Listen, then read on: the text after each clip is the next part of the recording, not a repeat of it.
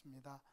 그리고 주제가 성경적 세계관에 대한 이야기, 그 주제라 하는 이야기를 듣고 제 마음속에 상당히 기뻤습니다.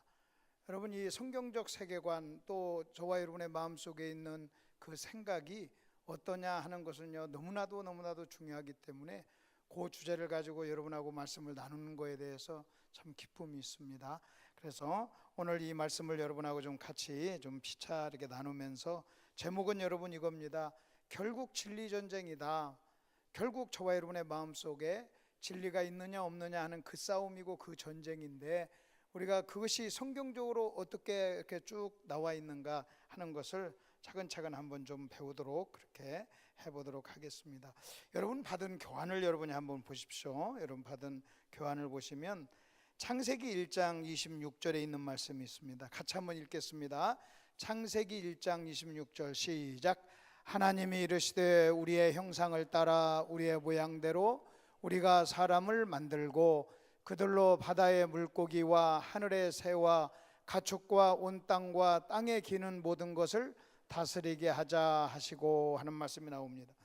거기 여러분이 보시면 거기 말씀 중에 하늘의 새라고 하는 말씀이 나옵니다. 그냥 하나님이 새를 다스리게 하자, 그냥 물고기 그렇게 얘기해도 되는데 새 앞에 뭘 붙였냐면 하늘이라고 하는 단어를 붙였어요. 물고기 앞에 바다라고 하는 단어를 붙였어요. 그러니까 여러분, 새와 하늘은 밀접한 연관이 있다고 하는 거예요. 그 제가 이렇게 한번 질문해 봅니다. 왜 새가 하늘을 날까요? 그렇게 질문을 해 봅니다. 어떤 분은 날개가 있어서요 이렇게 대답하는 사람도 있지만, 여러분 진짜 새가 하늘을 나는 이유가 뭔지 아십니까? 하나님이 그렇게 만드셨어요. 하나님이 새를 창조하고 난 다음에 그 앞에 무슨 수식어를 붙였냐면 하늘의 새 그랬어요. 그래서 새가 하늘을 난다는 것은요, 지금 저 새는 하나님이 창조한 목적대로, 하나님이 창조한 대로 지금 살고 있는 거예요. 만일 새인데 하늘을 날지 못한다면 하나님이 창조한 대로 살지를 못하는 거예요. 바다의 물고기 그랬어요. 그러니까 물고기는 바다에서 헤엄치도록 되어 있다는 거예요. 하나님이 그렇게 만들었어요. 그럼 여러분 보십시오. 새가 하늘을 날 때 가장 자연스러워요. 여러분, 물고기가 바다에 있을 때 가장 자연스럽고 아름다워요. 만일 물고기가 여러분 물속에 있지 아니하고 여러분 이 땅에 있다 그러면 그건 죽음이에요. 새인데 하늘을 날지 못해, 여러분 독수리인데 하늘을 날지 못한다면 여러분 그 독수리는, 그 새는 이미 새로서의 어떤 사명, 아름다운 존재 의미가 없어지는 거예요. 만일 어떤 새가 하늘을 날아야 되는데 날지를 못하고 날개가 고장이 나고 문제가 생겨서 날지를 못한다고 한번 해보세요. 그럼 얼마나 비참한지 모릅니다. 너무너무나 비참해요. 만일 여러분 독수리가 있습니다. 여러분 하늘을 나는 독수리는 아름다워요. 그리고 하늘을 나는 독수리는요, 여러분 새 중에 왕이에요. 근데 그 독수리가 만일 날개가 고장이 나고 날개에 문제가 생겨서 하늘을 날지 못한다면 여러분 그 걷는 모습도 여러분 이상할 거예요. 아름답지가 못하고 자연스럽지가 못할 거예요. 그래서 새가 나는 이유는 하나님께서 그렇게 만드셨어요. 여러분 물고기도 그렇게 만드셨어요. 그러면 여러분 보십시다. 만일 어떤 새가 하늘을 날지 못하고 여러분 물고기가 바다의 물속에 있지 못하다면 그건 죽음이듯이, 마찬가지로 여러분 여기 하나님이 사람을 만들었어요. 여러분 하나님이 사람을 창조했는데 새 앞에 하늘이 있고 물고기 앞에 바다가 있듯이 여러분 이 사람을 꾸며주는 어떤 것이 있다면 뭐겠어요?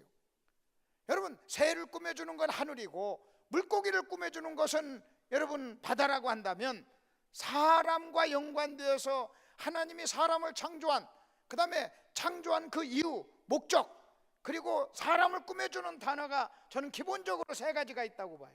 여러분 기본적으로 세 가지. 첫째는 뭐냐? 하나님께서 사람을 창조했는데 그 사람 앞에 붙는 한 수식어가 있다면 하나님은 사람을 지도자로 창조했어요. 모든 것을 다스리게 하자 그랬어요. 하나님이 사람을 하나님의 형상으로 만든 이유 중에 하나가 뭐냐면, 이 세상에 있는 모든 것을 다스리게 하기 위해서 하나님은 당신의 권위를 인간에게 위임해서 이 세상에 존재하는 모든 것을 다스리게 하자 그랬어요. 다시 말하면 사람은 지도자로 하나님께서 창조가 되었다는 거예요. 여러분 이것은요 굉장히 중요합니다. 우리가 자녀를 키웁니다. 결국 자녀를 키우는 그 목표가 뭡니까? 이 자녀를요, 여러분, 훌륭한 지도자로 만드는 거예요.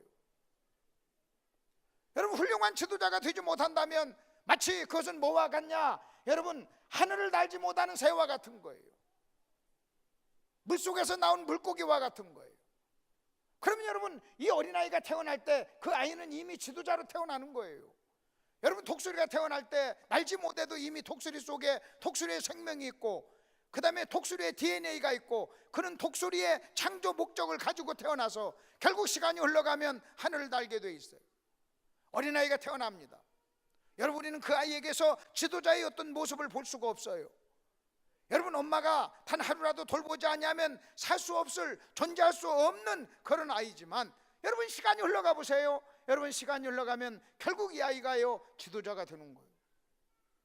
시간이 흘러가면 조금 있어 동생이 나와요. 형아, 누나, 그래요. 지도자예요. 여러분, 좀 있으면요, 결혼을 해요. 그리고 자녀를 낳아요. 결국은 지도자예요. 엄마가 되고 아빠가 되고 결국은 지도자가 되는 거예요.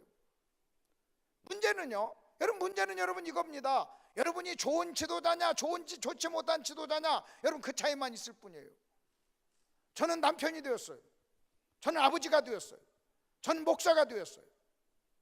어느 날 저는요, 지도자가 된 거예요. 나를 따르는 사람이 있는 거예요. 만일 내가 좋은 남편이 되지 못하고, 좋은 부모가 되지 못하고, 좋은 목사가 되지 못했다면 여러분, 제 인생은 비참했을 거예요. 반면에 내가 좋은 남편이 되고, 좋은 아버지가 되고, 존경받는 목사가 된다면 여러분, 제 인생은요, 하나님이 창조한 목적대로 최고로 활짝 핀 인생을 사는 거예요. 여러분 중에 좋은 아버지가 못 되고 인생을 성공할 수 있나요? 좋은 어머니가 되지 못하고 여러분 인생을 성공할 수 있나요? 그럴 수 없어요. 그러니까 여러분, 시간이 흘러가면 결국은 지도자가 돼요. 하나님이 그렇게 만들었기 때문에. 다만 문제는요, 좋은 지도자냐, 그렇지 못한 지도자냐, 그 차이만 있을 뿐인 거예요. 결국 우리가 자녀를 키우는 것도 좋은 지도자로서 좋은 지도자가 되기 위해서 그 자녀를 우리는 양육하고 교육하고 키우는 겁니다. 하나님은요, 사람을 지도자로 창조했어요. 그 다음에 또 하나 사람을 꾸며주는 또 하나의 수식어가 있어요. 지도자라고 한다면 또 하나 꾸며주는 수식어가 뭐냐면 예배자예요. 예배자. 하나님은 사람을 예배자로 창조했어요. 여러분, 우리는 이렇게 생각합니다. 아, 나는 내가 교회 나가서 예배자가 돼.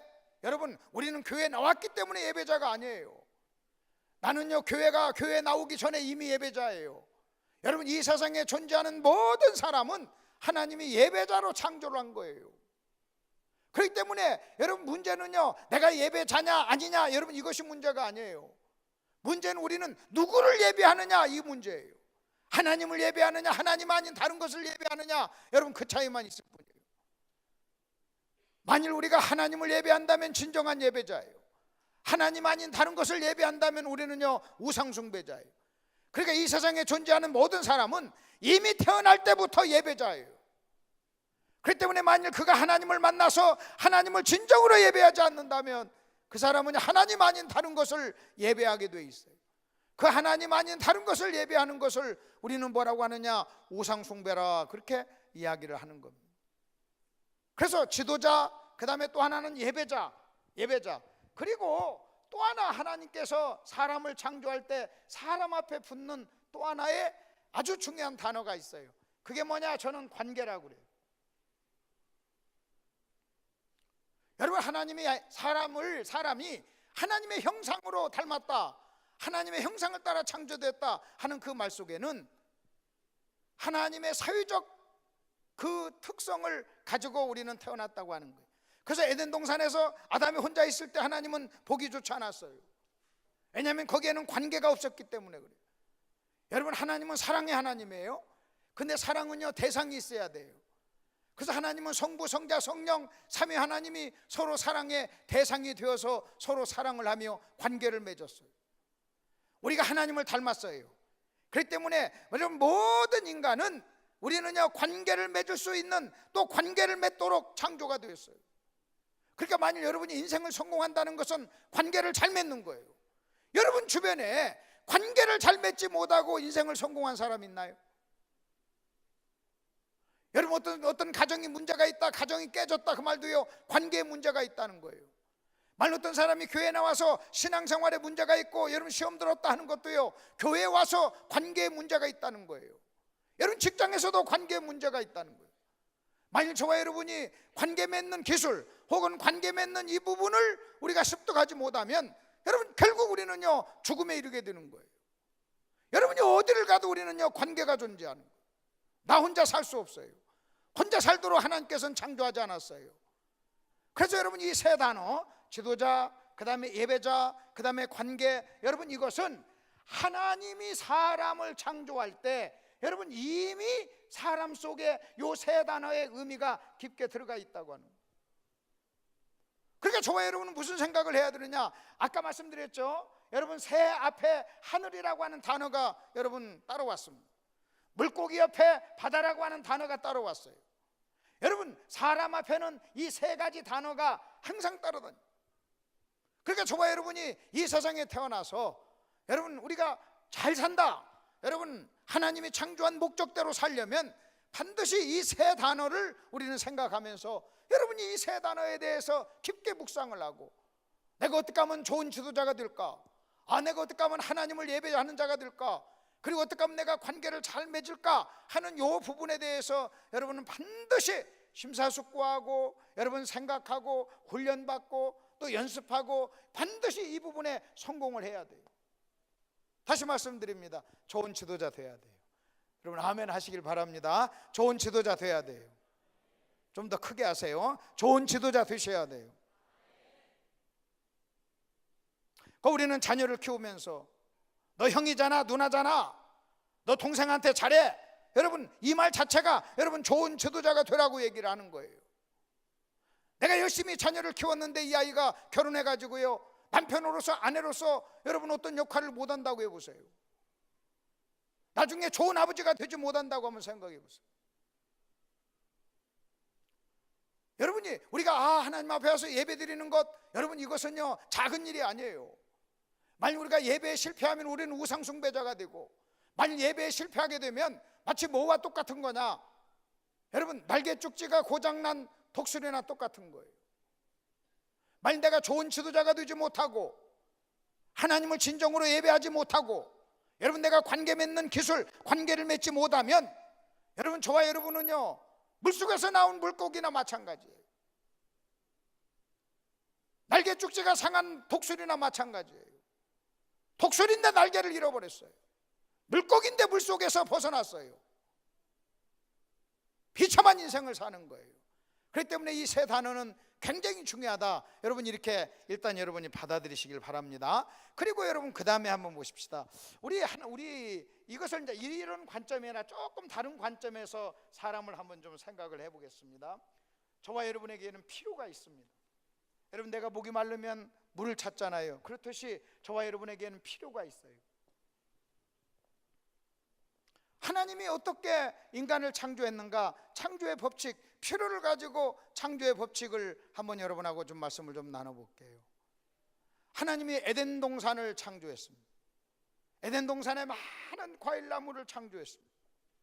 에덴 동산을 창조하고 그 다음에 많은 나무들을 창조하고 그 열매들을 창조했어요. 그거 한번 물어보겠습니다. 왜 하나님이 에덴 동산을 창조했을까?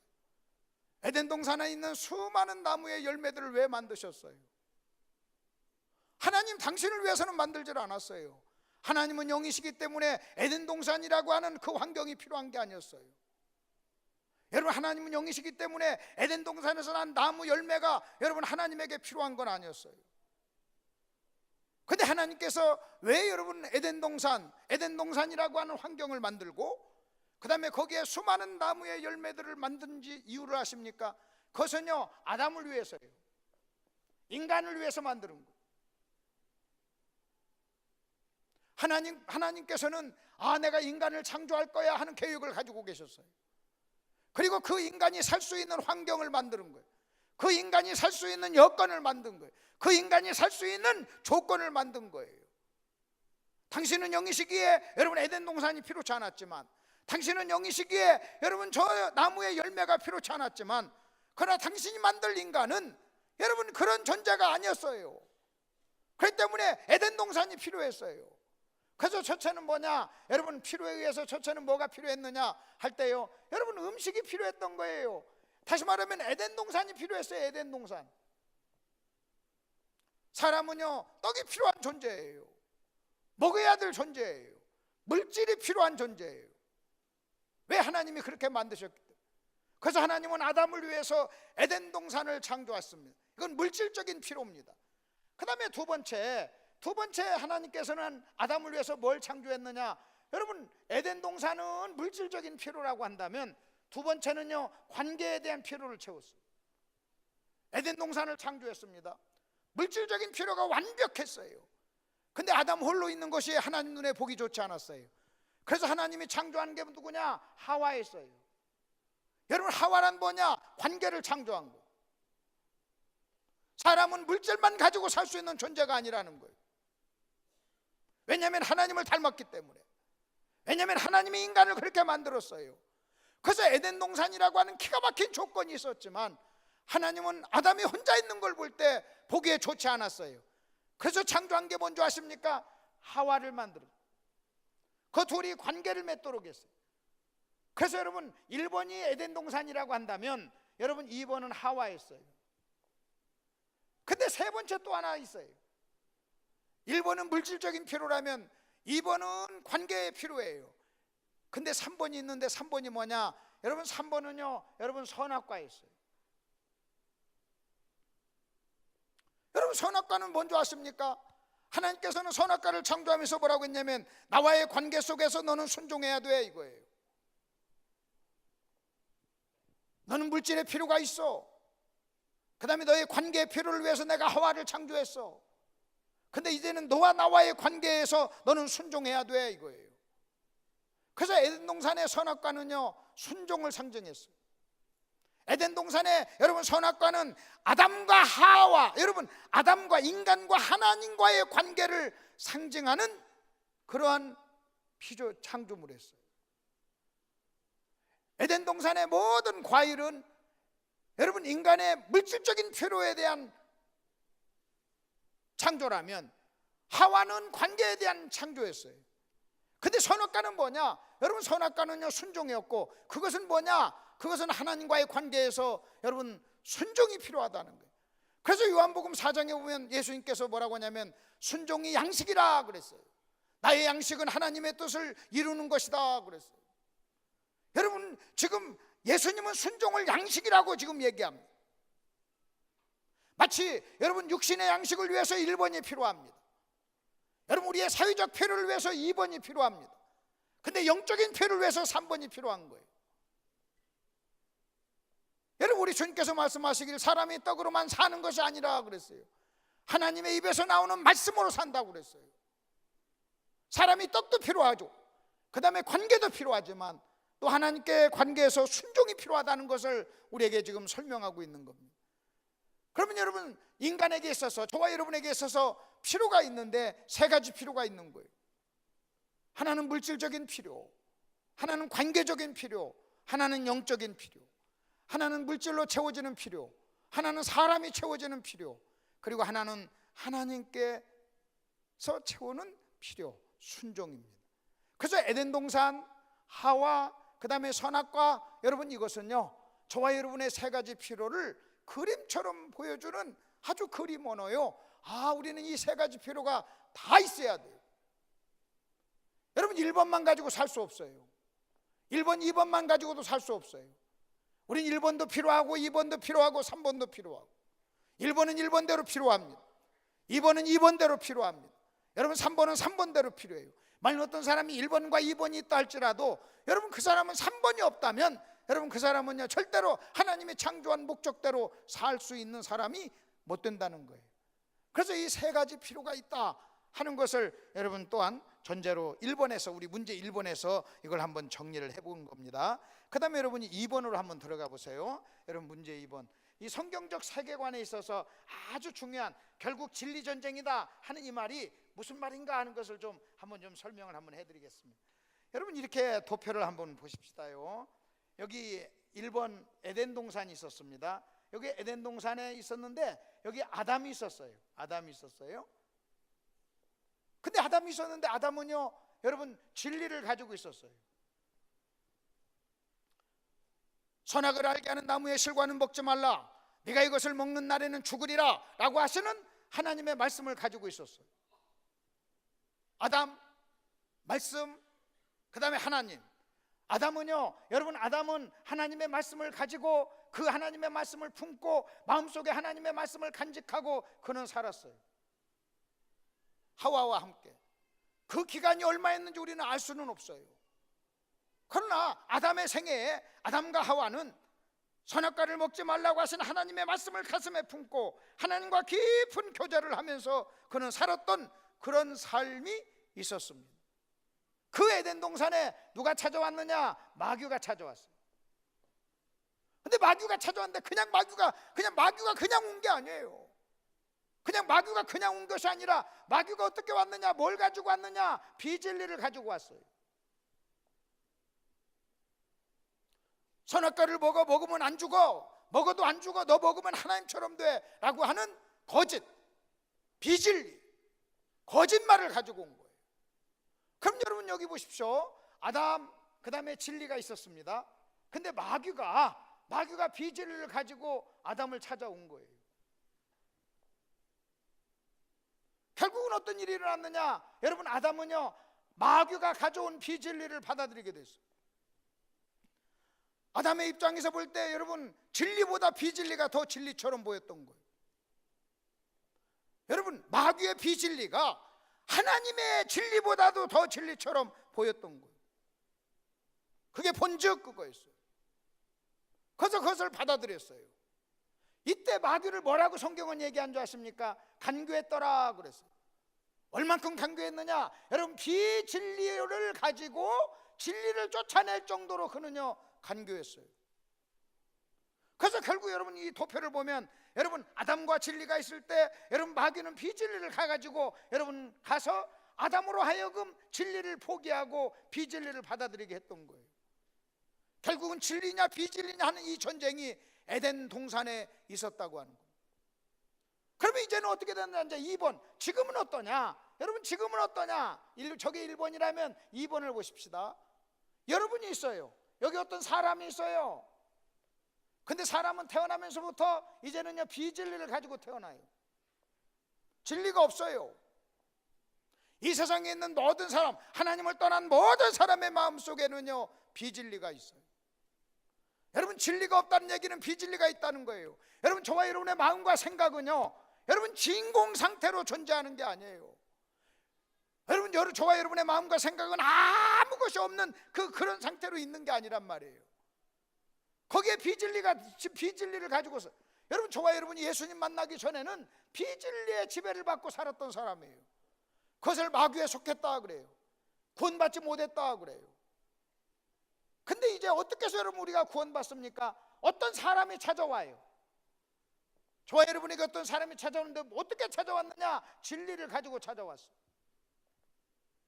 여러분 누군가가 저와 여러분에게 진리를 가지고 찾아온 사람이 있기에 우리는 구원받은 거예요. 전하는 사람이 없이 어찌 구원받으리요 들으리요. 듣지 않고 어떻게 우리가 믿을 수 있느냐 그랬어요. 믿음은 들음에서 난다 그랬어요. 여러분 어떤 사람인가가 어떤 사람이 저와 여러분에게 진리를 가지고 저와 여러분에게 찾아온 거예요. 마치 여러분 저 에덴 동산의 마귀가 비진리를 가지고 아담에게 찾아갔듯이 지금은요 정반대의 일이요 그대로 일어났어요. 어떤 사람이 진리를 가지고 저와 여러분이 구원받지 못했을 때 저와 여러분에게 찾아왔던 거예요. 누군가가 진리를 가지고 저와 여러분에게 찾아오지 않았다면 어느 누구도 우리는요 구원받을 수가 없는 거예요. 여러분 어떤 사람이 구원받았다는 것은요 누군가가 진리를 가지고 저와 여러분에게 찾아왔기 때문에 구원받았다는 거예요. 여러분 이렇게 진리를 가지고 찾아가는 사람을 우리는 사역자라고 그래요. 진리를 가지고 찾아오는 사람 우리는 전도자라고 얘기해요. 여러분 진리를 가지고 찾아와서 나에게 진리를 얘기해 주는 것을 우리는 사역이라고 얘기하는 거예요. 내 속에 비진리가 있었을 때 어떤 사람이 나를 사랑해서 진리를 가지고 나에게 찾아와서 나를 사랑하며 진리를 설명해주고 진리를 증거해주고 진리를 얘기했기 때문에 여러분 그 진리가 우리 속에 들어온 거예요. 만일 그 진리가 내 속에 들어오지 못했다면 우리는 구원받지 못해. 그러니까 구원받았다는 말은 무슨 말인 줄 아십니까? 비진리가 나를 지배할 때 누군가가 진리를 가지고 나에게 찾아와서 그 진리를 얘기해 주므로 진리가 내 속에 들어와서 내 마음에 있다는 거예요.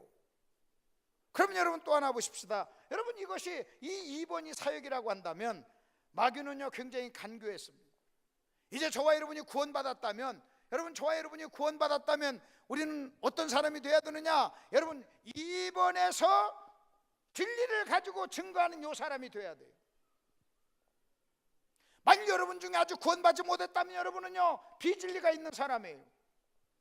누군가로부터 진리를 들어야 돼요.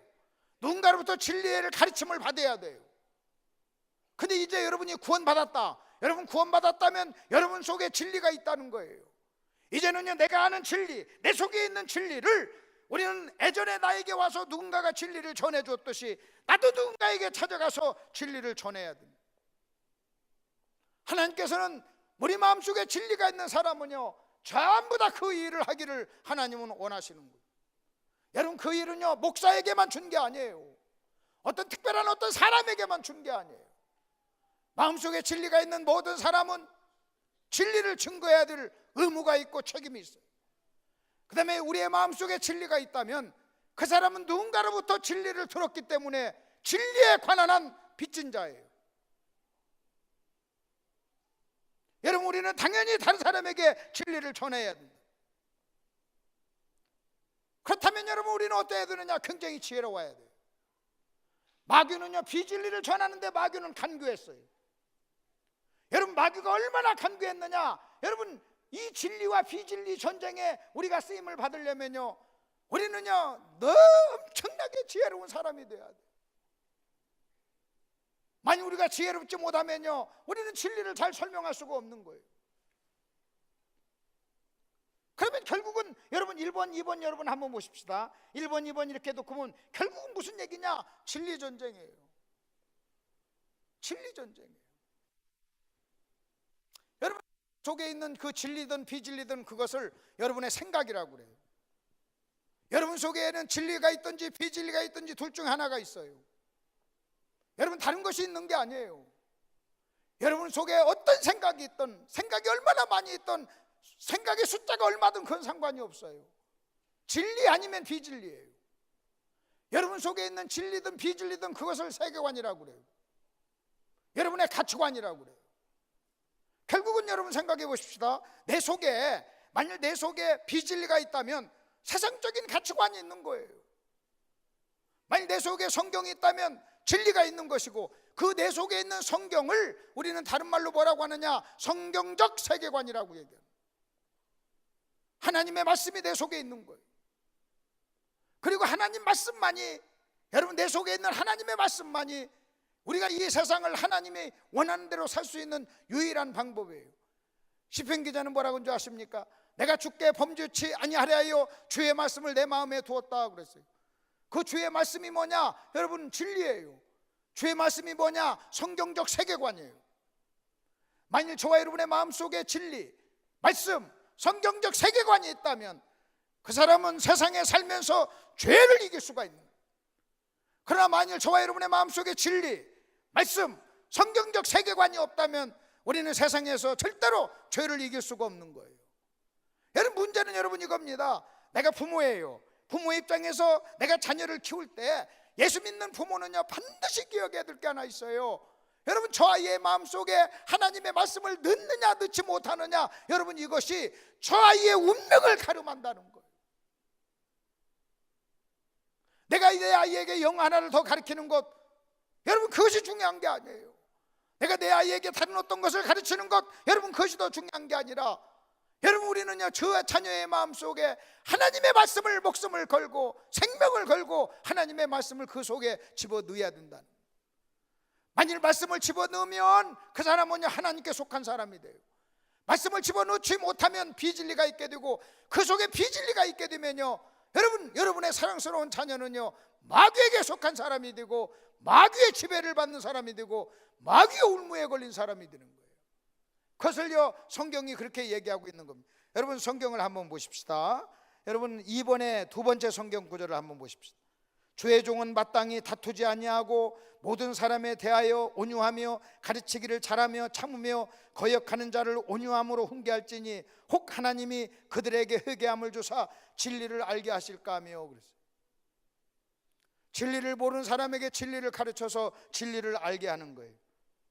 그들로 깨어 마귀의 울무에서 벗어나 하나님께 사로잡힌 바 되어 그 뜻을 따르게 하실까 함이라 그랬어요. 여러분, 우리가 어떻게 하나님께 사로잡힙니까? 그 마음속에 진리가 있는 사람은 하나님께 사로잡힌 사람이에요. 하나님은요, 진리를 통해서 사람을 사로잡아요. 마귀는 비진리를 통해서 사람을 사로잡아요. 마귀가 사람을 사로잡은 것을 거기는 마귀의 올무에 걸렸다 그렇게. 여러분, 거기 보니까 보십시오. 거기 디모데후서 2장 24절 26절에 보면 진리를 아는 사람이 나오고 모르는 사람이 나와요. 마귀의 올무에 걸린 사람이 나오고 하나님께 사로잡힌 사람이 나와요. 반대되는 사람이에요. 하나님께 사로잡혔다는 말이 무슨 말입니까? 자, 그들로 깨어 마귀의 올무에서 벗어나 하나님께 사로잡힌 바 되어 그 뜻을 따르게 하실까? 여러분, 그 뜻이란 진리예요. 우리가 진리를 따라가면 여러분, 우리는요, 하나님을 따라가는 거예요. 우리가 진리를 따라가면 하나님께 사로잡힌 거예요. 하나님은 진리를 통해서 사람을 사로잡고 마귀는요, 비진리를 통해서 사람을 사로잡아요. 결국 사람의 마음속에 여러분, 진리가 있느냐 없느냐, 목회도 단순하게 생각하면요, 여러분, 성도 여러분에게, 목사인 내 입장에서 볼 때 성도 여러분에게 하나님의 말씀을 넣느냐 넣지 못하느냐, 이 싸움인 거예요. 그 하나님의 말씀을 넣는 행위를 가르친다 그래요. 진리를 가르쳐서 그 사람의 마음속에 비진리를 쫓아내고 진리를 집어넣는 거예요. 그 싸움을 지금 하고 있는 거예요. 그러면 여러분, 이 진리가 그 속에 있는 것이 얼마나 중요한가를 한번 보십시다. 여러분, 요한복음 8장을 한번 보시죠. 이제 성경을 한번 찾아보겠습니다. 요한복음 8장을 한번 보겠습니다. 요한복음 8장 37절입니다.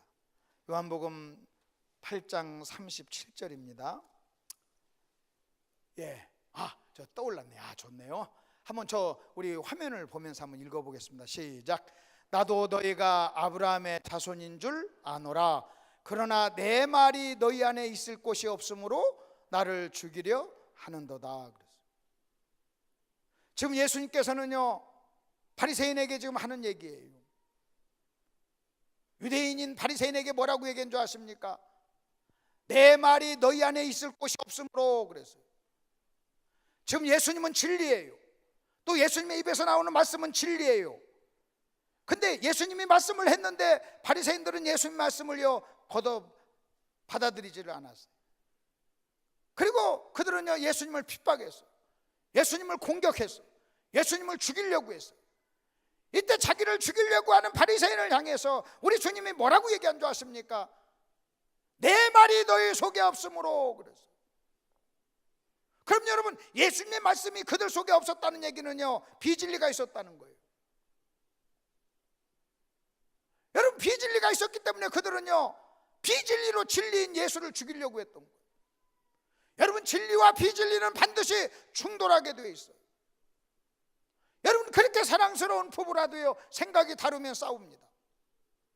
모든 싸움이라고 하는 것은요, 생각의 충돌이에요. 내가 내 아내를 그렇게 사랑하고 내 아내가 나를 사랑해도요, 여러분, 생각이 다르면 여러분 서로 싸우게 되어 있어요. 그럼 보십시다. 진리와 비진리는요, 같은 생각이 아니에요.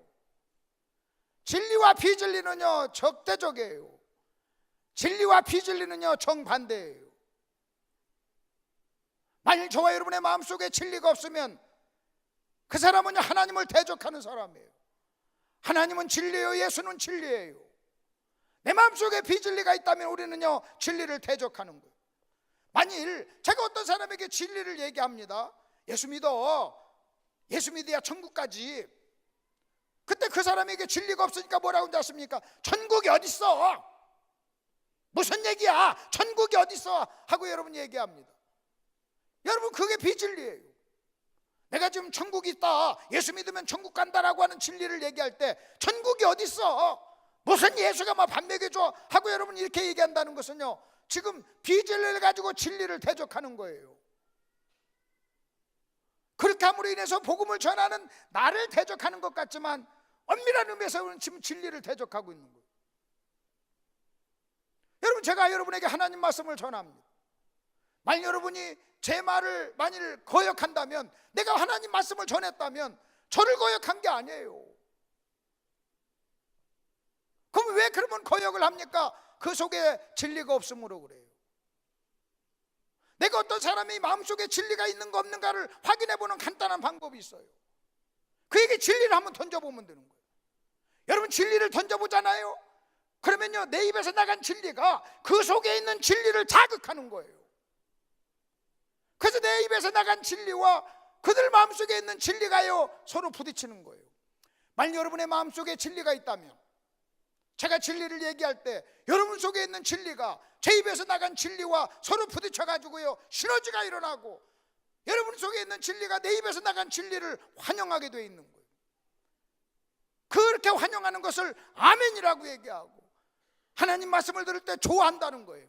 여러분, 하나님 말씀을 들을 때 은혜를 받았다고 하면서 좋아하는 이유가 뭔지 아세요? 어떤 사람이 좋아합니까? 어떤 사람이 은혜를 받습니까? 그 속에 진리가 있는 사람이 은혜를 받잖아요. 진리의 진리로 반응하는 거, 그게 아멘 아닙니까? 여러분, 진리가 없나요? 왜 아멘 안 하죠?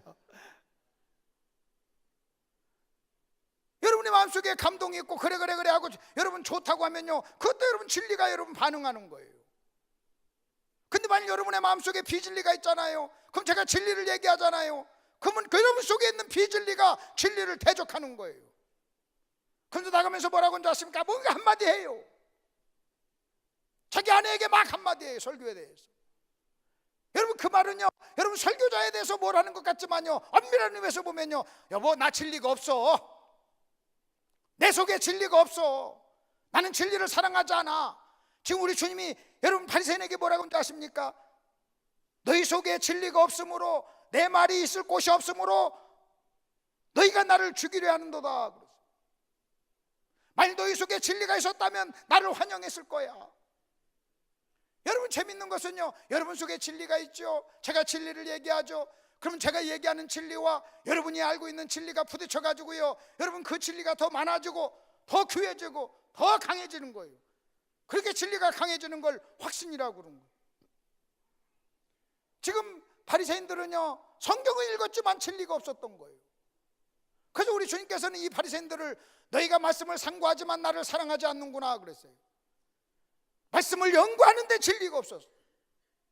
하나님을 사랑하지 않았던 거예요. 이렇게 진리가 없었을 때 그들은 어떤 일이 일어났습니까? 여러분 43절을 한번 보십시다. 여러분 요한복음 8장 43절을 한번 보겠습니다. 요한복음 8장 43절입니다. 요한복음 8장 43절입니다. 자, 어찌하여 내 말을 깨닫지 못하느냐? 이는 내 말을 들을 줄 알지 못함이로다 그랬어요. 진리가 없으니까 진리를 알아들을지를 몰라요. 여러분, 그 속에 비진리가 있으니까요, 진리를 얘기해도요, 진리가 진리인 줄을 모르는 거예요. 그리고 진리의 가치를 모르는 거예요. 진리가 얼마나 귀한가를 모르는 거예요. 그래서 우리 주님이 이렇게 얘기합니다. 너희 속에 진리가 없어. 너희는 진리를 알아들을 줄 몰라. 너는 진리를 알아듣는 귀가 없어. 들을 귀 있는 자는 들으라고 그랬잖아요. 그리고 난 다음에 무시무시한 얘기가 44절에 나옵니다. 44절 보십시오. 너희는 너희 아비 마귀에게서 났으니 그랬어요. 너희 아비의 욕심대로 너희도 행하고자 하느니라 그랬어요. 너희는 너희 아비 마귀에게서 났다 그랬어요. 너는 너희 아비 마귀를 닮았어 그래요. 그러면서 뭐라고 하냐면 너희 아비 마귀는 살인자요 그럽니다.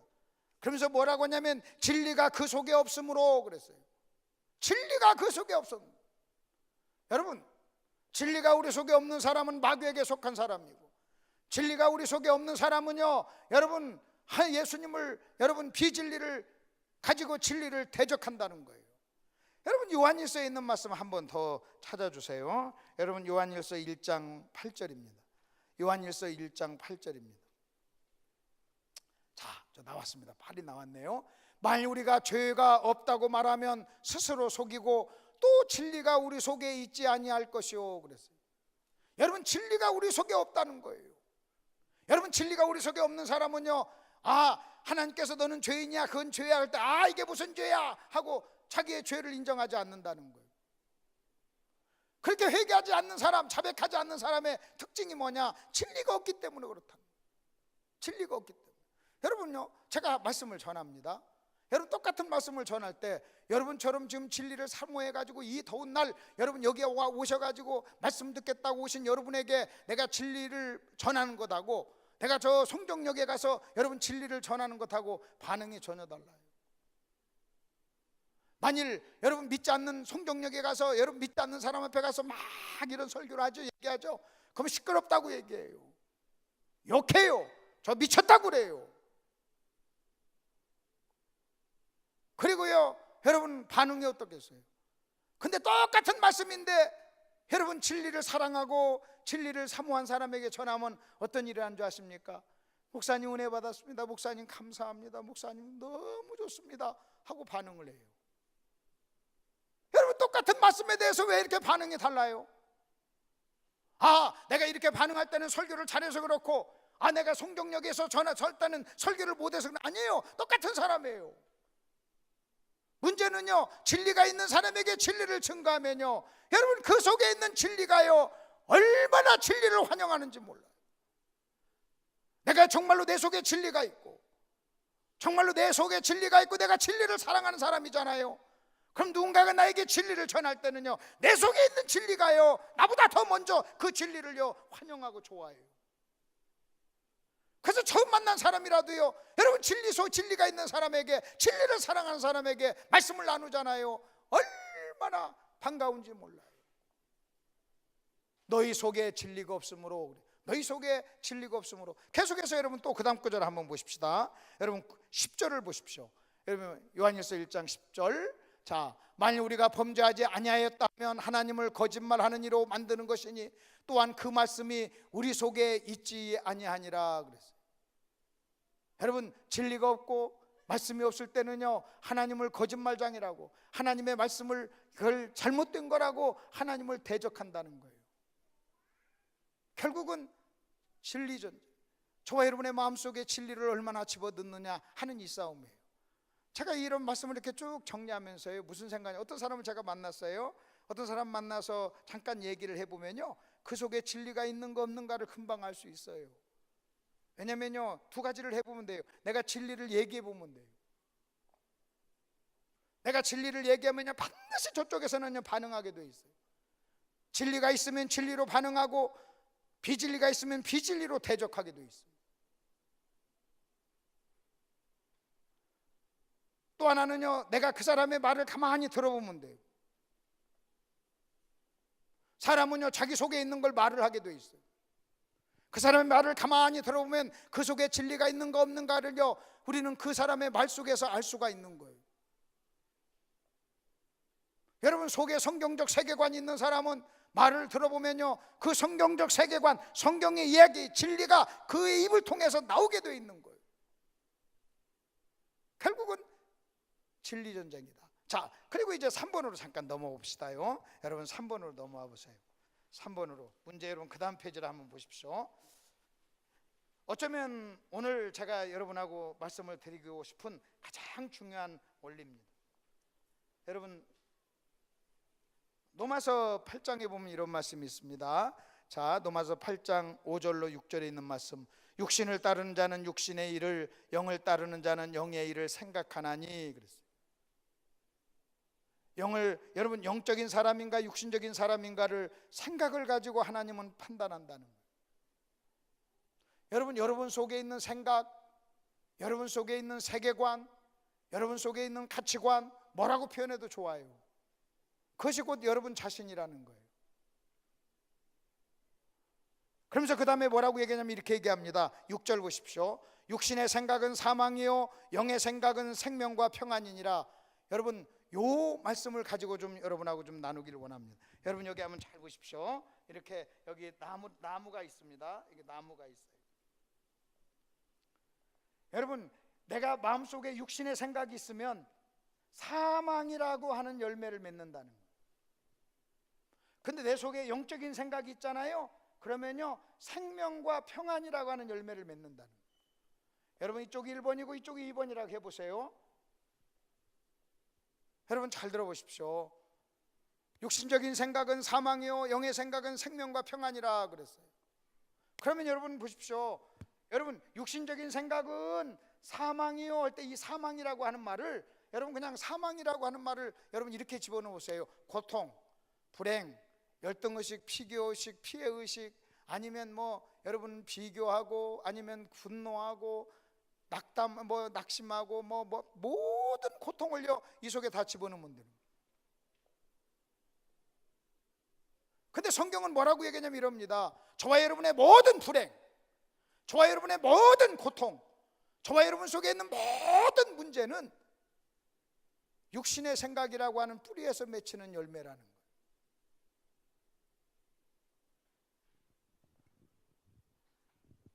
영적인 생각은 생명과 평안을 낳는다는 거예요. 이것을 열매라고 그래요. 이것을 결과라고 그래요. 이것을 증상이라고 그래요.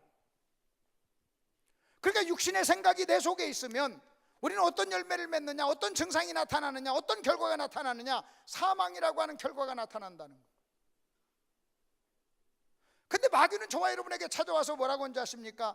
저와 여러분에게 만일 어떤 사망이라고 하는 어떤 열매가 있잖아요. 그럼 마귀는 찾아와서 뭐라고 하는 줄 아십니까? 그거 네 아내 때문이야, 네 남편 때문이야 라고 얘기해요.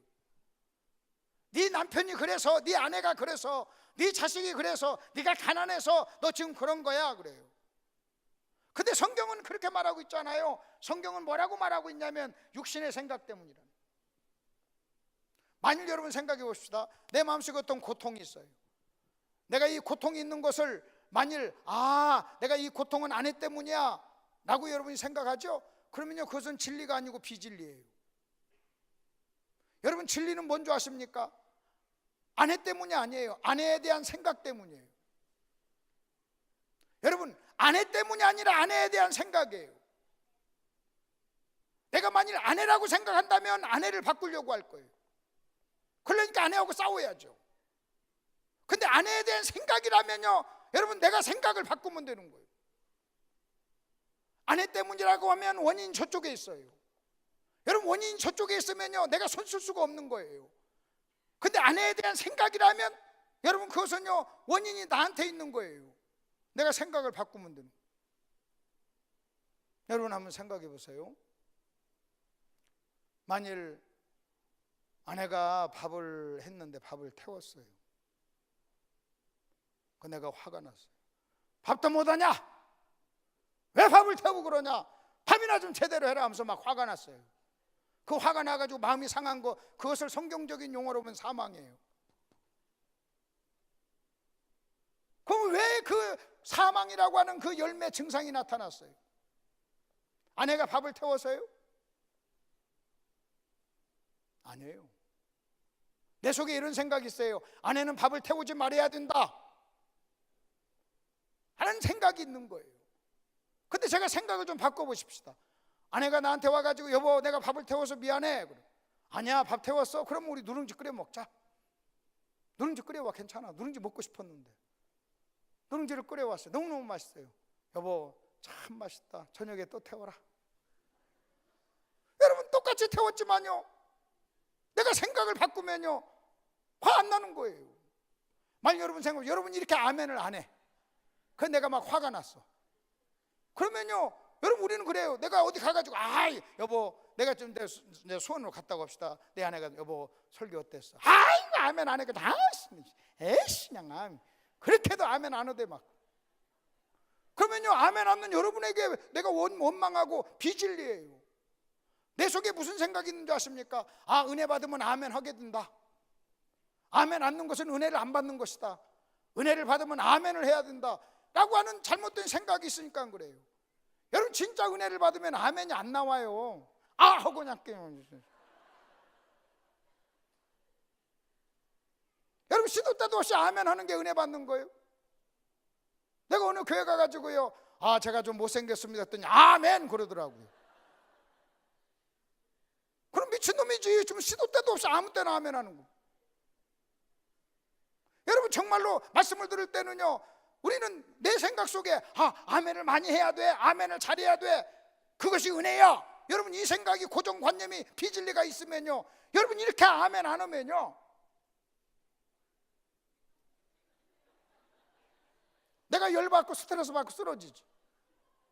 근데 내 속에 지금 여러분 이렇게 아멘 안 해도 내 속에 생명이 있어요. 평안해요. 화 안 나요. 왜? 꼭 은혜 받는 것이 아멘 해야만 은혜 받는 게 아닌 거예요.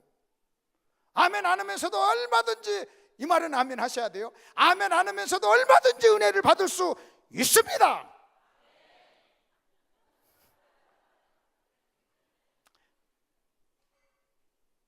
생각을 바꿔야 되는 거예요. 제가 여러분 생각을 바꾸면요, 여러분 앞에 내가 화낼 이유가 하나도 없죠. 오히려 뭐라고 하냐, 이분들이 정말 말씀을 집중해서 잘 듣는구나. 야, 말씀 잘 듣네. 여러분이 막 아멘 하면서 막 딴짓하고 막 안 보고 시계 보고 막 움직이고 막 그렇단 문제인데, 지금 다 집중해서 말씀을 듣고 있는데 이게 좀 시도 때도 없이 아멘 하는 사람보다 훨씬 나은 거지. 그렇기 때문에 여러분 보십시오. 내가 생각을 바꾸니까요, 화낼 이유가 하나도 없는 거예요. 화낼 이유가. 근데 내가 만일 생각을 안 바꾸고 계속해서 아멘을 잘해야 은혜 받는 거야, 그러면요 와가지고 설교하지 않고 30분 동안 아멘 훈련만 시킬 거예요. 자 아멘 합시다. 자 이쪽 나눠서 이쪽도 하고 시합도 시키고 막 남자 시켜보고 여자 시켜보고 아멘 하자고 하고 1시간 내내 아멘 훈련만 시켜.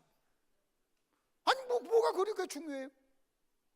여러분 진짜 좋은 설교는요 그렇게 갑자기 아멘 하는 게 아니에요.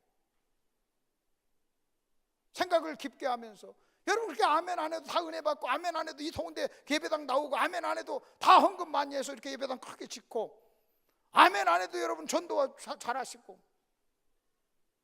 아멘 안 해도 다 새벽기도 나오시고 헌금하고 다 하는데, 그러니까 여러분 내 속에 비진리가 있잖아요. 그럼 괜히 나는요 열받치는 거예요. 그래서 성경에서 뭐라고 하냐면 육신의 생각은 사망이요 그런 거예요. 그 육신의 생각을 다른 말로 얘기하면 비진리예요. 그러니까 만일 저와 여러분의 마음속에 사망과 고통이 있다면, 여러분 우리는요 이렇게 생각하시면 돼요. 이것은 증상이야, 이것은 신호야.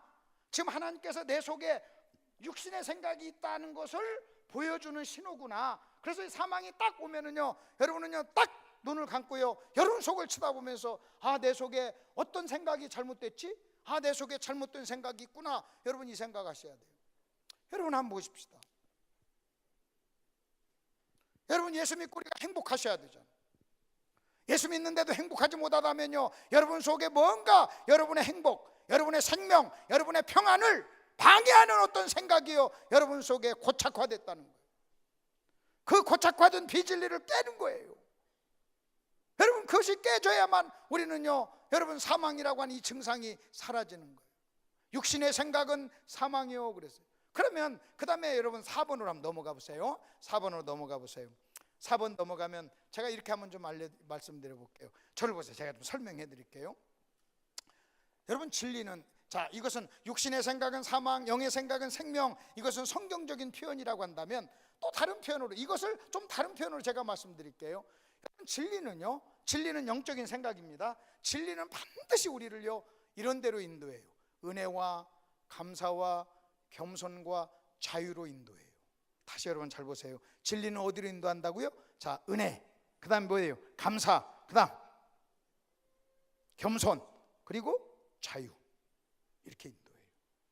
반면에 비진리는 어디로 인도하는 줄 아십니까? 교만으로 인도해요. 잘못된 죄책감으로 인도해요. 그리고요 다른 사람을 멸시하고 원망으로 인도해요.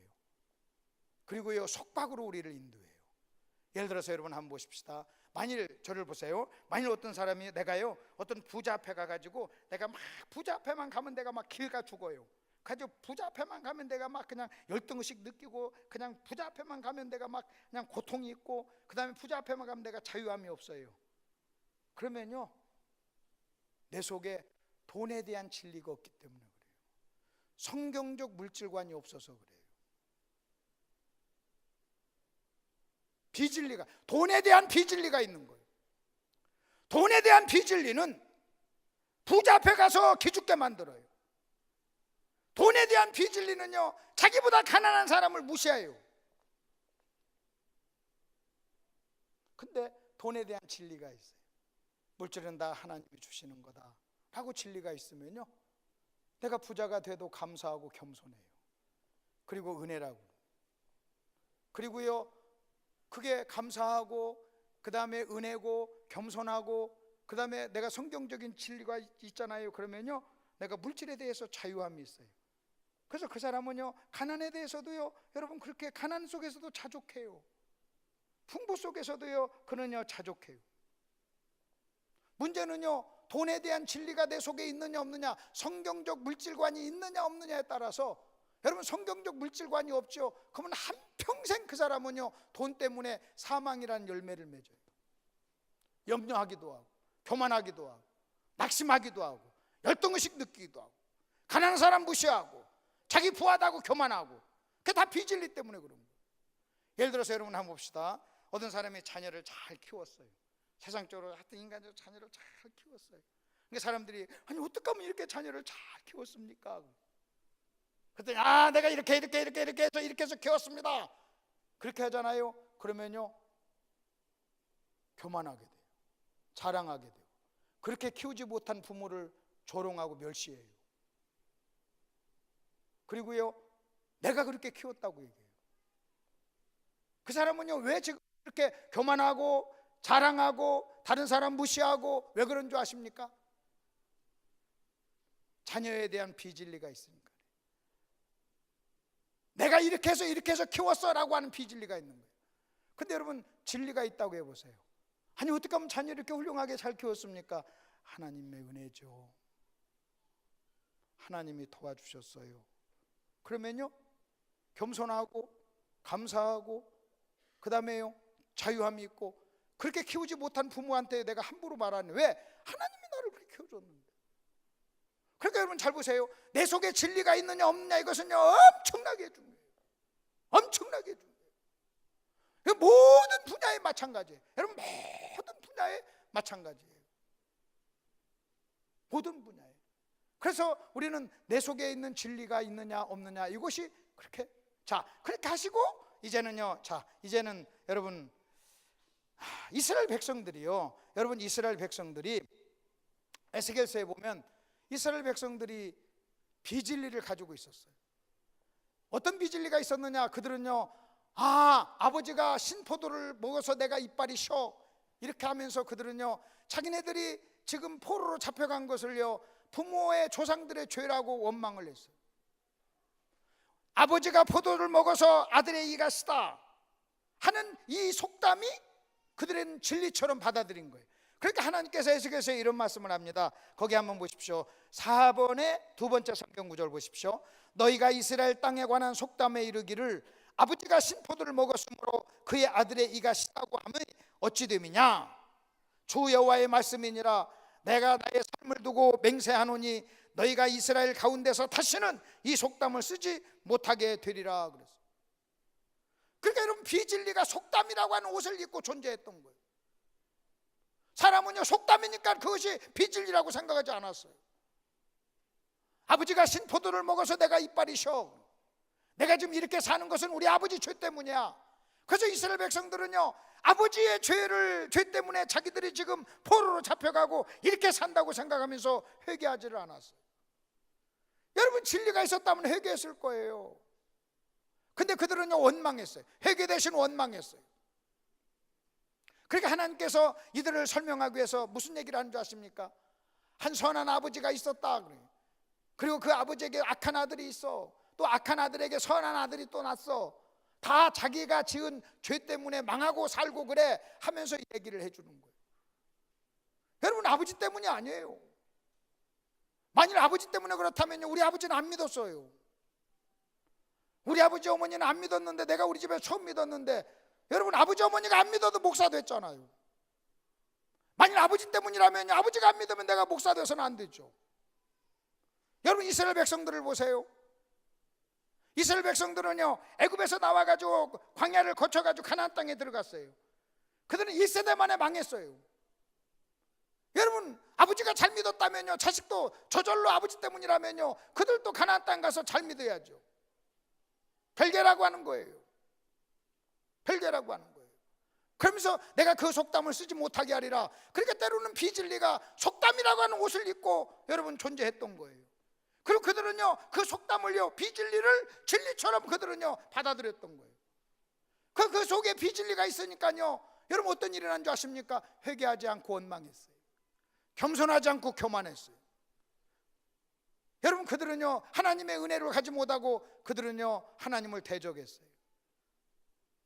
그런데 여러분 또 한번 보십시오. 요한복음 9장에 보면 예수님이 제자들로 같이 이렇게 갑니다. 제자들이 그 소경된 거지한테 이렇게 얘기합니다. 이 사람이 죄 이렇게 소경된 게 누구 죄입니까? 아버지입니까? 자기입니까? 그렇게.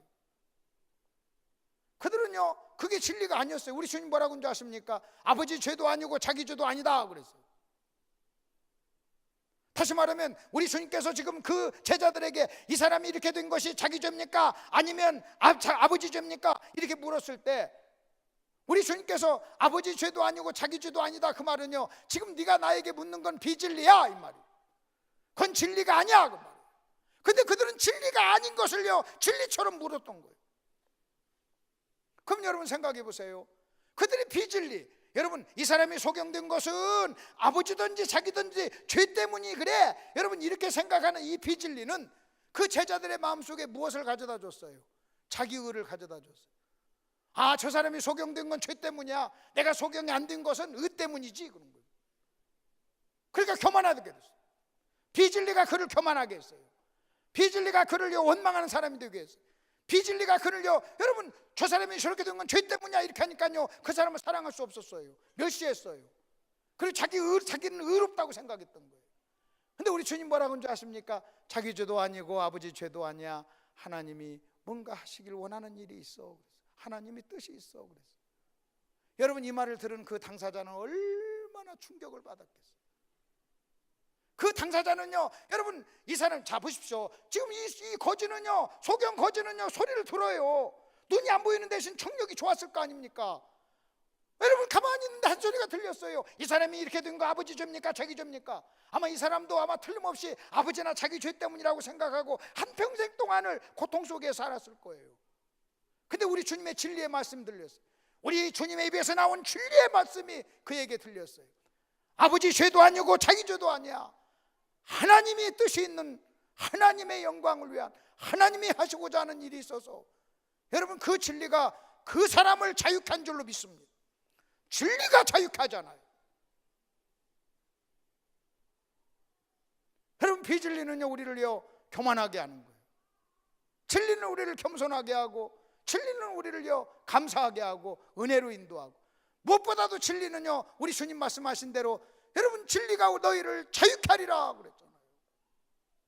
여러분 예를 들어서 여러분이 가난한 사람을 멸시한다, 여러분 물질에 대한 진리가 없어요. 이것은요 지금 나는요 자유가 없는 거예요. 우리는요 내가 부자라고 교만할 것도 없고 가난한 사람 무시할 것도 없는 거예요. 성경적인 물질관을 갖잖아요. 그러면요 돈에 관한 한 우리는요 자유하게 되어 있는 거예요. 그 사람들은요 왜 이렇게 내가 사망이 오는가를 모르는 거예요. 왜 이렇게 사망이 고통이 오는가? 아, 이 육신의 생각 비진리가 그렇다, 이것을 지금 여러분이 쓰는 용어로 우리 용어로 하면 그 세계관 때문입니다. 그 사람이 어떤 세계관을 가지고 있느냐에 따라서 한평생 사망 가운데 살든지 한평생 생명 가운데 살든지 여러분 둘 중에 하나인 거예요. 그러니 여러분이 가지고 있는 여러분의 속의 생각, 여러분의 세계관이요 얼마나 중요하냐는, 그거 하나만 살짝 바꾸면요 여러분 속에는요 환경 안 바뀌어줘도 생각만 바꿔도요 여러분 우리는 생명과 평안이 넘치리라 믿습니다. 자, 그걸 이제 하나만 더 5번 마지막에서 여러분하고 좀 얘기하고 마칠게요. 여러분 한번 보십시오. 예수님이 무리를 보시고 불쌍히 여겼어요. 예수님이 불쌍히 여겼어요. 그리고 예수님께서 어떻게 한 줄 아십니까? 불쌍히 여기고 나서 그들을 도울 일꾼이 필요하다고 그랬어요. 근데 마가복음에서는 뭐라고 하냐면 똑같은 말씀인데, 예수께서 나오사 큰 무리를 보시고 목자 없는 양과 같음으로 인하여 불쌍히 여기사 여러 가지로 가르쳤더라 그랬어요. 불쌍한 사람에 대한 우리 주님의 해결책은 가르침이었어요. 여러분, 가르쳤다는 것은요, 생각을 바꿨다는 거예요. 가르쳤다는 것은 세계관을 바꿨다는 거예요. 가르쳤다는 것은요, 여러분, 진리를 가지고 얘기함으로 그 속에 있는 비진리를 쫓아냈다는 거예요. 그러면 어떤 사람이 불쌍한 사람이냐? 여러분, 단순히 가난한 사람이 불쌍한 사람이 아니에요. 진리가 없는 사람이에요. 가르침을 받지 못한 사람이에요. 비진리가 마음속에 있는 사람이에요. 여러분, 소유에 상관없이 비진리가 그의 마음을 지배하고 있으면 그 사람은요, 우리 주님의 시각으로 봤을 때는 불쌍한 사람이고, 그 사람은 가르침을 받아야 돼요. 진리의 가르침을 받아야 돼요. 그 진리의 가르침을 받아서 여러분 비진리를 쫓아내야만 그 사람은요, 영적인 불쌍한 데서 여러분 구원받을 수가 있는 거예요. 우리 주님께서는 불쌍한 사람에 대한 해결책으로 말씀을 가르쳤어요. 그리고 마가복음, 마태복음에서는 뭐라고 하는지 아십니까? 일꾼들을 구하라고 그랬어요. 그 일꾼이 어떤 사람이냐? 여러분, 진리를 가르칠 수 있는 사람이에요. 자, 그걸 여러분이 전제로 하고 우리가 여러분이 잘 아는 제자훈련의 모토가 되는 에베소서 4장 11절 12절의 말씀을 보십시오. 그가 어떤 사람은 사도로, 어떤 사람은 선지자로, 어떤 사람은 복음 전하는 자로, 어떤 사람은 목사와 교사로 삼으셨으니 이는 성도를 온전케 하며 그랬어요. 거기 온전케 한다 그 말이요, 여러분, 유골된 뼈를 맞춘다는 거예요.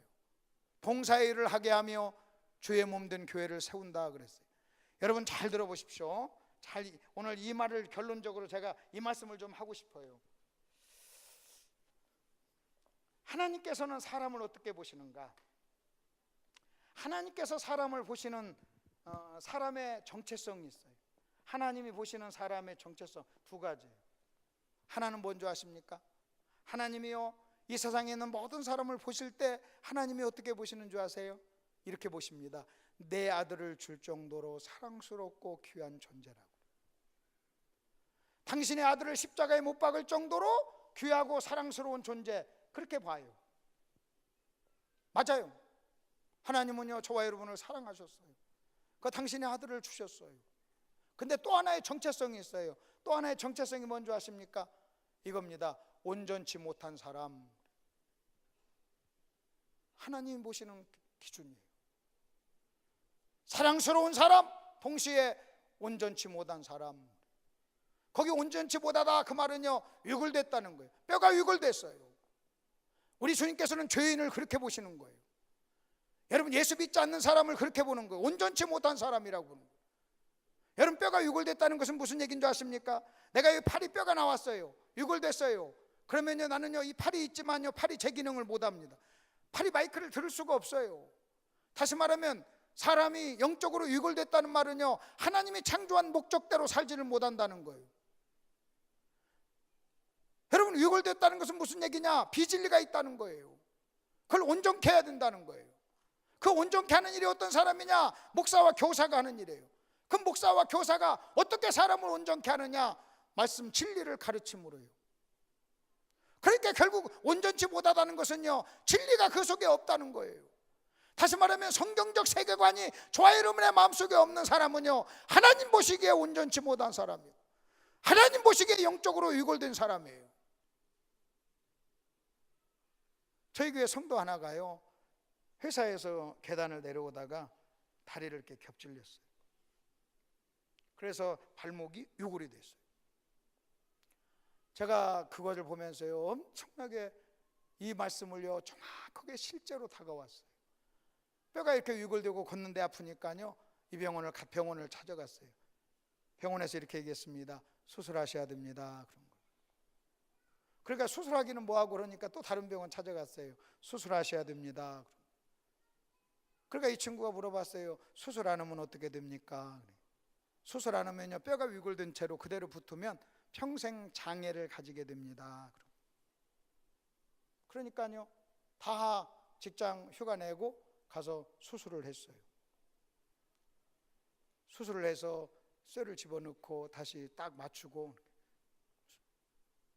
정형외과 의사가 뭐라고 하는지 아십니까? 움직이지 마세요. 그런 거예요.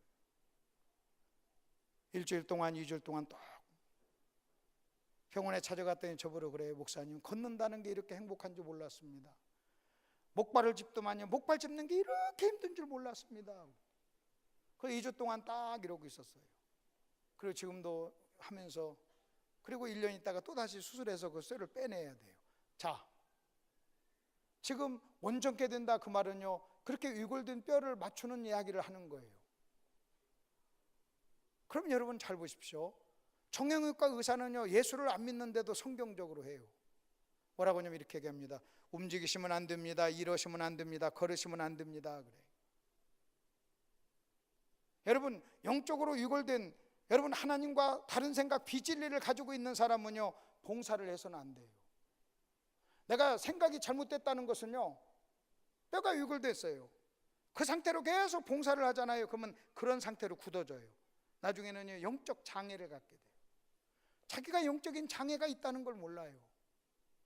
그래서 여러분 재밌는 것은요, 여러분 잘 보십시오. 교회에서 봉사를 하는 사람이, 일을 하는 사람이요, 두 종류예요. 교회를 세우는 사람이 있고 교회를 허는 사람이 있어요. 성도는 온전케 돼서 뭐라고 얘기합니까? 온전케 돼서 봉사일을 해가지고 교회를 세우라고 그랬어요. 근데 내가 온전케 되지 않잖아요. 온전케 되지 않고 봉사일을 하잖아요. 그러면 오히려 교회를 허물어요. 어떤 교회든 봉사를 하는 사람이 교회를 세우기도 하고 교회를 해치기도 해요. 그럼 봉사가 잘못됐느냐? 그렇지 않아요. 그냥 위골된 상태로 일하기 때문에 그래요. 다시 말하면 세상적인 상태로, 세상적인 세계관을 가지고 봉사를 하니까 그래요. 다시 말하면 생각을 바꾸지 않고 진리가 없이 봉사하니까 그래요.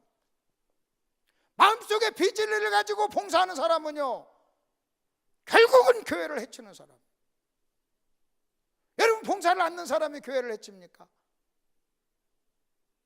세상의 의사들은요, 움직이지 마세요, 일하지 마세요, 그리고 고치세요, 고치고 움직이세요, 이렇게 얘기해요. 여러분, 어떤 사람이 교회로 왔어요. 봉사를 하려면 우리도 의사처럼 그렇게 말을 해야 돼요. 하지 마세요. 수술하시고 하세요. 가르침을 받고 하세요. 공부하시고 하세요. 생각을 바꾸고 하세요. 진리를 가지고 하세요. 당신 마음속에 진리가 없으면 당신은 봉사해도 교회가 세워지지 않습니다. 먼저 진리로 바꾸셔야 됩니다. 그렇게 진리로 바꾸는 것을 영적인 수술이라고 그래요. 그렇게 진리를 바꾸는 것을 가르침이라고 그래요. 여러분, 내 입장에서 볼 때는 배우는 거예요. 그러니까 여러분 이래야 돼요. 제가요, 수많은 교회를 다녔어요. 수많은 교회를 다녔는데 교회를 봉사일을 하면서 교회를 힘들게 하는 사람의 특징이 뭔지 아십니까? 안 배워요. 공부를 안 해요. 그 속에 비진리가 있어요. 근데 자기 속에 비진리가 있으면서 비진리가 있는 줄을 모르는 거예요. 여러분, 육신이 아프니까요, 당신이 아파서 이 다리가 골절이 되니까 걷는 데마다 아프니까요, 당장 병원에 가서 아무리 바빠도 수술을 했어요. 여러분이 만일 인생을 살다가 아프잖아요. 그러면 수술을 하셔야죠. 치료를 받으셔야죠. 근데 우리가 육신적으로, 여러분, 그 아프다고 하는 게 사망이에요. 아까 그 사망인 거예요. 여러분이 만일 신앙생활 하다가 아프죠?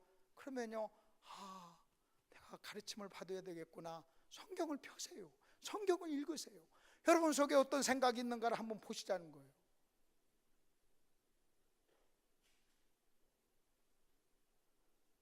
그 온전케 하는 것이 뭐냐? 그 일을 하는 사람이 뭐냐? 교사들이라는 거예요. 그 일을 하는 게 뭐냐? 사역이에요. 그 일을 하는 게 뭐냐? 가르침이에요. 여러분, 우리는요, 만일 여러분 보십시오, 내 속에 비진리를 가지고 교회 와서 일한다는 것처럼 위험한 일이 어디 있어요? 마귀는요, 그 사람을 통해서 역사해요. 마귀는요, 비진리를 통해서 역사해요. 마귀가 사람을 통해서 역사해요. 근데 그냥 마귀가 사람을 통해서 역사한다, 여러분 이렇게 말하면 좀 이상한 거예요. 더 정확하게 얘기하면 마귀는 비진리를 가지고 있는 사람을 통해서 역사하는 거예요. 하나님은 진리를 통해서 역사해요. 그 진리를 성경적 세계관이라고, 그 비진리를요, 세상적 세계관이라고. 저와 여러분의 마음속에 하원을 쭉 들으면서 결국은 진리 전쟁이에요. 여러분 결국은요. 그래서 여러분이 일단 오늘 설교는요, 이것만 여러분이 생각하십시다. 만일 여러분 마음속에 고통이 있으면 다른 생각하지 마세요. 속지 마세요. 속지 마시고요, 아차, 내 안에 비진리가 있다, 이렇게 생각하시면 됩니다. 아멘. 다시요. 마음속에 뭐가 있으면, 고통이 있으면, 고통이 있는 게 아니라 뭐가 있다고요? 비진리가 있어요. 그 고통은 증상이에요. 그래서 고통이 딱 있으면요, 사망이 있어 고통이 있으면요, 제일 먼저 이렇게 생각하세요. 아하, 비진리가 있다. 그 비진리를요, 뭘로 바꿔요? 진리로 바꾸셔요. 그렇게 진리로 바꾸는 것을 뭐하냐? 가르침을 받는다 그래요. 여러분, 비진리를 가지고 봉사하는 것처럼 위험한 일이 없어요. 자기의 의도와 자기의 의지와 상관없이 마귀에게 여러분 속박당하고 쓰임받을 수 있는 위험이 있는 사람이에요. 마귀는요, 지금도 비진리를 통해서 역사한단 말이에요. 우리는요, 공부하셔야 돼요. 말씀을 펴셔야 돼요. 말씀을 보셔야 돼요. 여러분 속에 하나님의 말씀으로 충만하고, 여러분 속에 말씀이 있도록, 진리가 없으면 살인자가 되고, 진리가 없으면 마귀의 자녀가 되고, 여러분 진리가 없으면 하나님을 대적하고, 교회 와서 설교를 듣고 성경을 공부하고 제자훈련하고 이렇게 여러분 말씀으로 도박도박 가르치는 교회 여러분 나오셔서 신앙생활 한다는 것이요, 얼마나 행복하니. 여러분 우리 자녀들도 다 같이 이렇게, 제가 수많은 교회를 다녀봤지만 이렇게 열심히 집중해가지고 말씀을 아멘 안 하고 집중 잘해서 듣는 교회가 어디 있습니까? 이런 교회가 어디 있어요? 이런 교회가. 목사님이 평상시에 말씀으로 도박도박 훈련시켰기 때문에 이런 일이 가능하리라고 믿습니다. 고통이 있으면요, 다른 데 찾지 마세요. 성경적 세계관으로 바꾸시고 공부 열심히 하시고 진리를 사모하시고, 목사님이 말씀 진리를 전할 때 여러분 속에 있는 진리로 그것을 화답하고 그런 일이 있기를 축원합니다. 자, 우리 하나님께 영광 돌리는 박수 한번 하시고 기도하시겠습니다.